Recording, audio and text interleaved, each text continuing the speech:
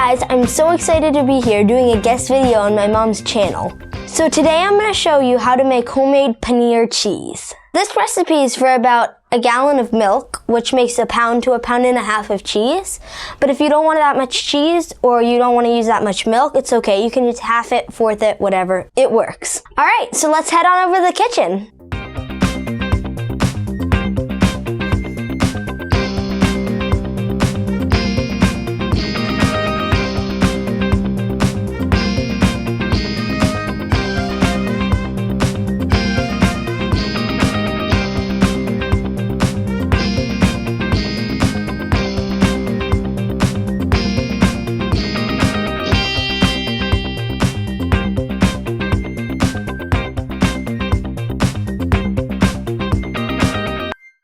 Now that we're in the kitchen, let's get this thing started.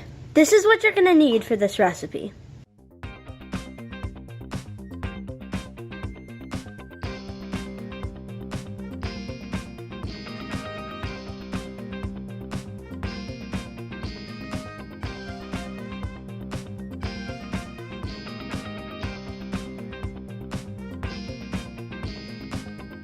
So the first thing you're going to do is take your bowl. Take your citric acid and your half a cup measuring cup and pour it into the bowl. Alright, that's that. Now you take your citric acid and your teaspoon measuring spoon and you put 2 teaspoons of citric acid into the water. Now you turn it upside down. You don't have to, you can use a spoon, but I just use the end of the measuring spoon, and you mix it in. Let's put that aside, let that dissolve. So I've already poured my milk, doesn't matter what kind you use, my milk into my pot. So let's head on over to the stove. So I have my milk on the quick boil setting. You can just do normal. I'm gonna get out my thermometer and my spoon. So you want to just kind of keep every minute or so stirring the milk so it doesn't create a skin on top. If it does, it's not the worst thing in the world. You can just kind of fish it out, but you don't want that when you're pressing it. And then you leave your thermometer in it, and you want it to get about 200-205 Fahrenheit. Alright, now that we see curds, we're going to turn it down on low and just keep stirring very gently. Try not to break too many big curds for about 2 minutes. Setting a quick 2-minute timer.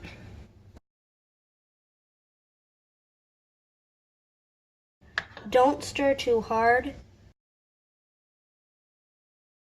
Now that that's done cooking, we're going to use our heat-proof bowl and put our strainer right into it. Now, cheesecloth works best, but if you don't have one, don't panic. You can use a fine mesh strainer like I'm using, or you could even use a thin kitchen towel. It doesn't matter. Cheesecloth does work the best, though.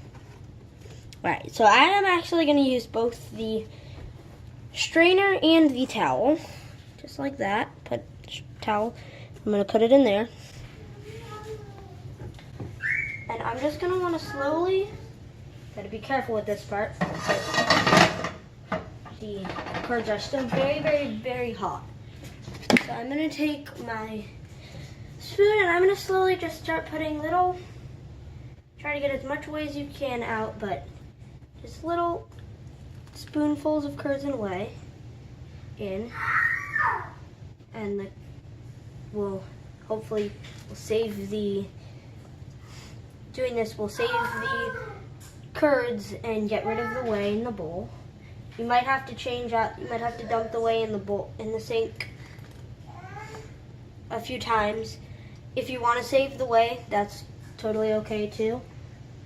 You can use it in a stew. There's lots of cooking it can be used for. Very helpful. If you don't want to save it, just dump it in the sink or in your backyard. So once you get most of the little curds out, you can pour most of the curds from the strainer into the pot. If you're a kid, you might want to get an adult's help with this part. It's hot. If you are using a towel, linen towels work best. So you're not going to want to pour the whole thing in right away. So you can just pick it up a little if it's not too hot and let it strain a little bit so it doesn't get all caught in there and then pour over the edges. This won't be as much of a problem if you're using a bigger strainer, but if you're using something small, then you're going to want to do this a few times. And if your heat-proof bowl gets too full, then you can also empty that out into the sink or in your yard.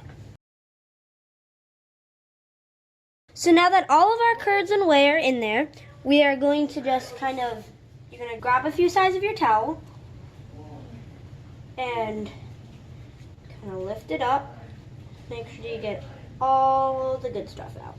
You want to pull it out if you're using an extra strainer. Just pull it out, lift it up.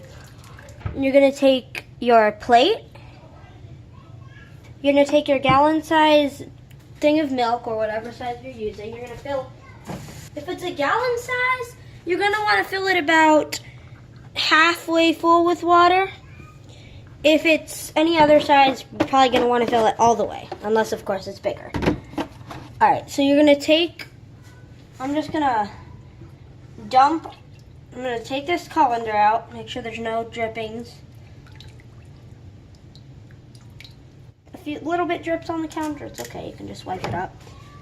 And get most of the drippings out for the most part though. And then you're going to take your whey. I'm not going to save this batch, so I'm just going to come over to the sink.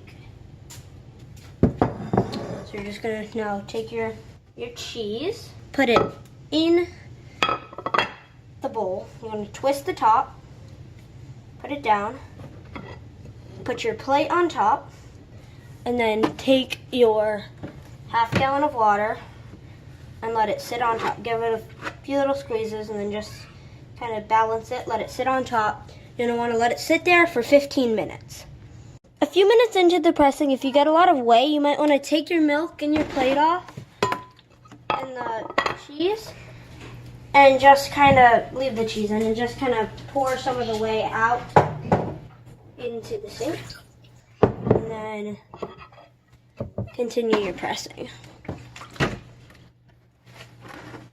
Okay, so now that we've got our cheese pressed, we're going to take our cheese salts, and I use about 1/4 of a teaspoon, but you can do however much you want.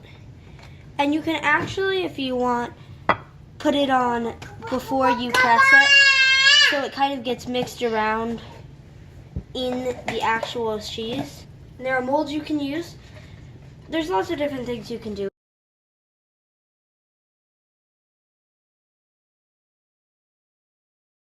That, ladies and gentlemen, is how you make the perfect homemade paneer cheese. Thanks so much for watching. Don't forget to click subscribe and tell us how your cheese came out in the comments. Bye!